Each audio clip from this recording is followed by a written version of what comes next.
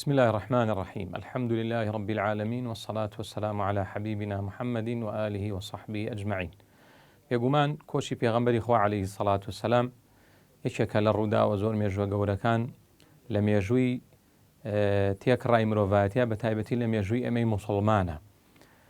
کۆچکردنی پێغەمبەر عەلەیهی سەڵات وسەلام قوتابخانە و مەدرسەیەکی گەورەیە، زۆر شتیتایە کە ئینسان شتی زۆر لێ فێر ئەبێ.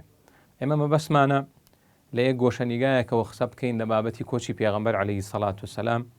ئەوش ئەوەیە بۆچی پێغەمبەری خوا عەلەیهی سەڵات وسەلام خۆی کۆتاکەس بووە، کۆچی کردووە کە لە دوای پێغەمبەر عەلەیهی سەڵات وسەلام جگە لەو کەسانەی کە موسڵمانێک بوون کە نەیانتوانیەوە کۆچکەن یاخود ئیمانیان شاردوتەوە، ئەنە هەموو هاوڵان کۆچیان کردووە جگە لە عەلی کوڕی ئەبی تاالب ڕەزای خوای لێبێ. یاسایەکی گشتیمان هەیە لە قورئانە خوای پەروەردگار وەڵامی ئەم پرسیارە ئەداتەوە. ئەو یاسایش ئەمەیە خوای پەروەردگار لە سوورەتی الأحزاب ئەفەرمێ النبي أولى بالمؤمنين من أنفسهم. ئەم تایبەتمەندیە لە مێژووە تەنها بۆ پێغەمبەرە صلی الله عليه وسلم. خوای گەورە ئەفەرمێ ئەم پێغەمبەرە کە محەممەدە صلی الله عليه وسلم دڵسۆزتر و خەمخۆرترە لە باوەڕداران لە خۆیان بۆ خۆیان.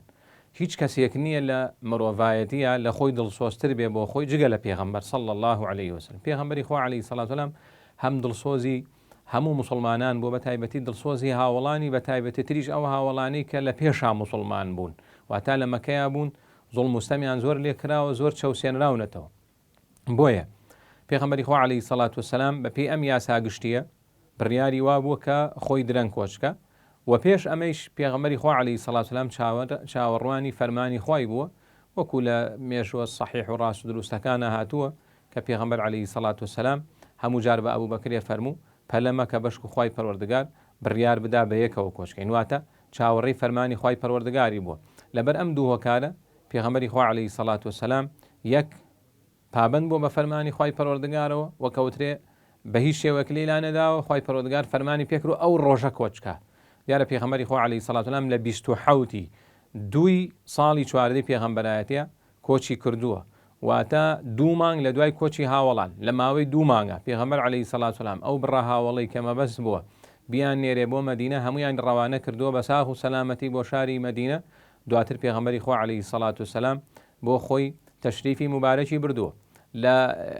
لەو کاتەی پێغەمبەر عەلەیهی سەڵات وسەلام کۆچی کردووە، ئەبوبەکری لەگەڵا ماوەتەوە وەکو هاوڕێی کۆچی بووە، هاوڕێی سەفەری بووە، و ئیمامی عەلیش ماوەتەوە بۆ ئەوەی کە ئەو سپاردانی ئەو ئەمانەتانەی کە نەیارەکانی لەلایەن دانابوو تەسلیمیان کاتەوە.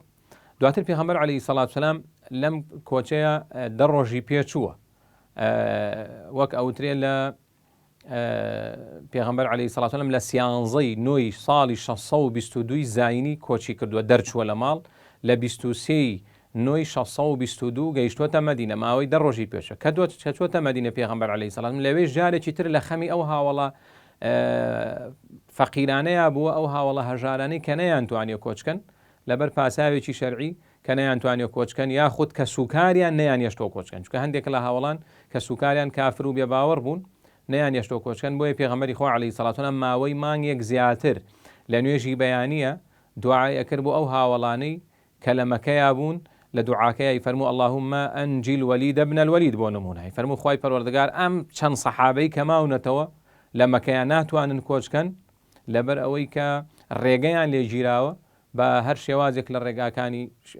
لە شێوازەکان ڕێگاکردنەکە. پێغەمبەری خوا عەلەیهی سەڵات وسەلام دوعای بۆ ئەکردن. بۆیە پێغەمبەر عەلەیهی سەڵات وسەلام لە هەموو ژیانە دڵسۆزی هەموو مرۆڤایەتی بووە. پوختەی وەڵامەکە ئەوەیە پێغەمبەر صلی الله علیه و سلم دڵسۆزی هەموو مرۆڤایەتی بووە، بە تایبەت دڵسۆز بووە بۆ باوەڕداران، بە تایبەتیش بۆ هاوڵانی. پێغەمبەری خوا عەلەیهی سەڵات وسەلام هاوڵانی زۆر خۆشویستووە، و پێغەمبەر عەلەیهی سەڵات وسەلام یەک پارچە خێر و ڕەحمەت بووە بۆ هەموو مرۆڤایەتی. ئەو وانەی کە ئێمە فێربین لە کۆچە ئەوەیە کە سەرکردە کەسی گەورە ئەبێ هەمیشە لە خەمی خوار خۆیان بێ، خەم خواردنەکەش ئەبێ بە کردەیی بێ، نەوەک بە زمان شتێک بڵێ و دواتر بەکردەوە پێچەوانەکەی بکە.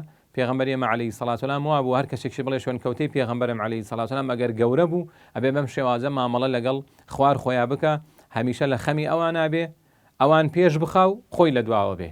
خوای پەروەردگار یارمەتی دەرمان بێ کە بەڕاست و دروستی لە ژیانی ئەو سەرکردە مەزنە کە پێغەمبەری خوایە صلی الله علیه وسلم حاڵی بین، سوود وەرگرین لە کۆچی پێغەمبەر و عەلەیهی سەڵات وسەلام هەموو هەڵسو کەوتەکانی تری ژیانی پێغەمبەری خوا صلی الله عليه وسلم. والسلام عليكم ورحمة الله وبركاته.